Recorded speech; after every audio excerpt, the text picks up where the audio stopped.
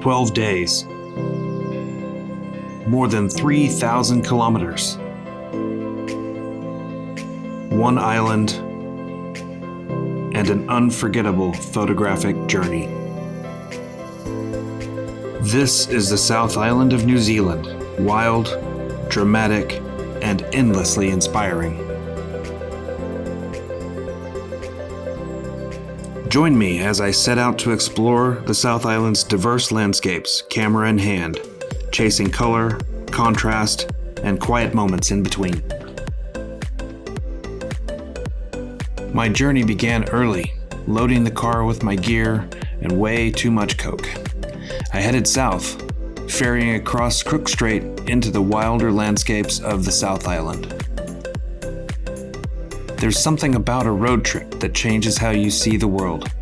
Every stop, every side road, every unexpected moment becomes part of the story. I wasn't just chasing destinations, I was chasing light, chasing mood, chasing whatever the day would offer. My trip wasn't about ticking off locations, it was about slowing down, seeing with fresh eyes, and capturing the feeling of being out there, wherever there happened to be. One of my first major stops was the Riuwaka Resurgence, a place that feels almost otherworldly.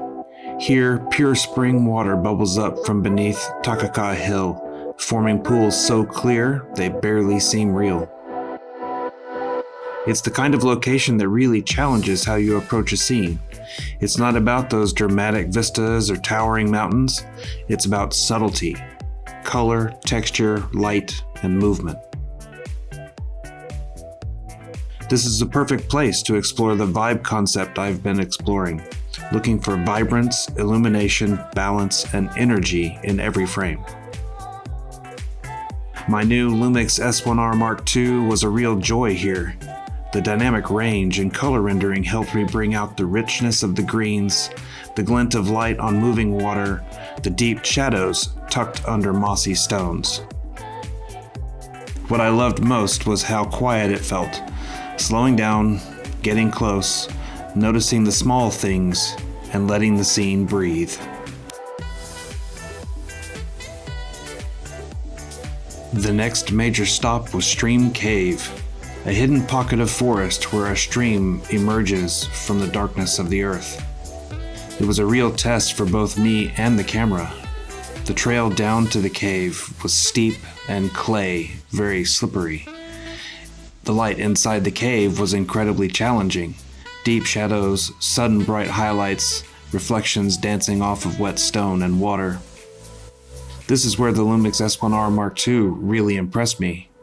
The ability to recover details from both the darkest shadows and the brightest highlights made a huge difference. But technical ability is only part of the story. Standing there, listening to the water rush from the unseen, there was this mix of mystery and calm. I wanted the images to feel almost like stepping into another world, where light and dark trade places and nothing is ever quite still. It reminded me that sometimes the hardest scenes to capture are the ones we're spending the most time with. Leaving the shadows behind, I chased the changing season, golden leaves and crisp air waiting in Otago. I drove south and met up with a good friend of mine, Jared Wilson. We spent a few days wandering through small towns, empty back roads, and quiet riverbanks, chasing the way the light danced across the leaves. There's a kind of fleeting magic to autumn photography.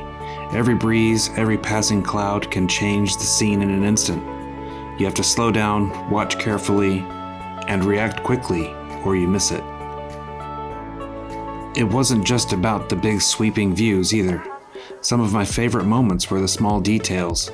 A single branch catching light, a carpet of leaves underfoot, a blazing tree in the middle of a field. Otago reminded me why I love photographing this time of year. It's not just about color, it's about change and the feeling that everything is briefly, beautifully in motion. Not every day on the trip was filled with golden light. One morning, I woke to thick cloud and steady drizzle, a world stripped of color and contrast. Instead of chasing the sun, I leaned into the mood of the day. I loaded the Zenza Bronica ETR-S with black and white film and set out to see the landscape differently.